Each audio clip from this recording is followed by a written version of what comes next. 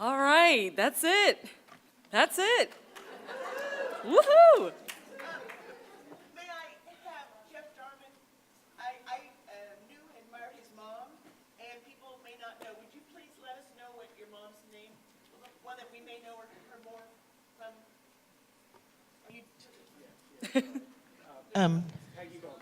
Yeah, his mom was Peggy Bowman, so that name should resonate with a lot of people. Thank you, thank you.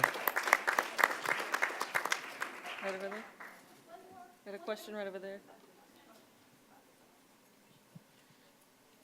At one point on a church project, I worked with somebody who had been an editor for the Eagle and then went out into industry in order to save someone else's job for a longer period. But at that time, like the Eagle was charging a lot, even for nonprofits like churches, to advertise anything like a tea or anything like that. And I said, they've got to be making money on this, and that's when it came, they obviously were making money, they weren't reinvesting in local. And I said, well, what's the future? And so one of the things that she hoped for, and was really kind of mentioned here, was that is for upstarts.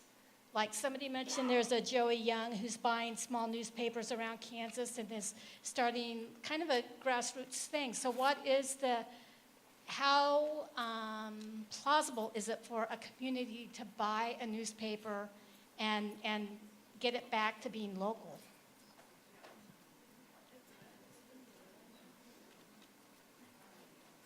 Well, I think it depends a lot on the community. What Joey's done in the communities he's gone into, he buys papers that have been there for a long time from owners who are ready to retire, and in a community where they really want a newspaper.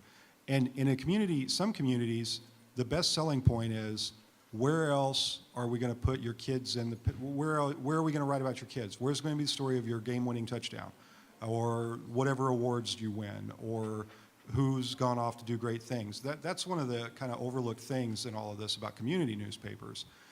So Joey has a selling point on that, because he comes in and he invests, and he's doing some things different too, but he's making sure that community knows that when he buys a paper there, he's a part of that community.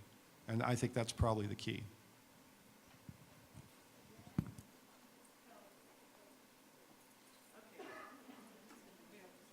I'm going to jump in real quick. The current model right now for many newspapers is to find a really rich person to buy the newspaper. LA Times has done that. Washington Post has done that. That's been a model. And we have a really, really rich person in Wichita who could buy the paper, but, careful what you wish for.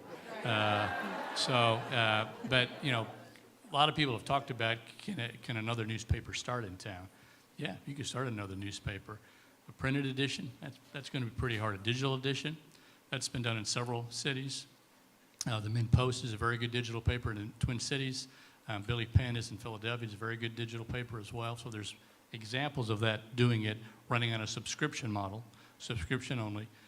But you need in Wichita, Kansas, you need a lot of subscriptions to do that, because local news costs money. You got to hire people to do local news. And you got to have reporters going to City Hall and going to meetings. And that costs money, and that's been difficult. I think we want to go ahead and wrap things up, but I do want to thank all of these incredible gentlemen up here doing a great job today.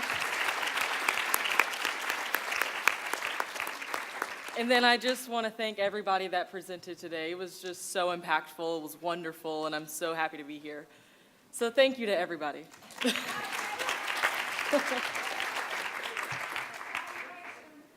Evaluations, fill these out.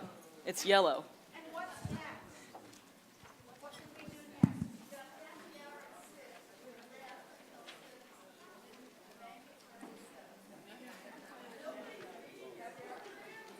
next?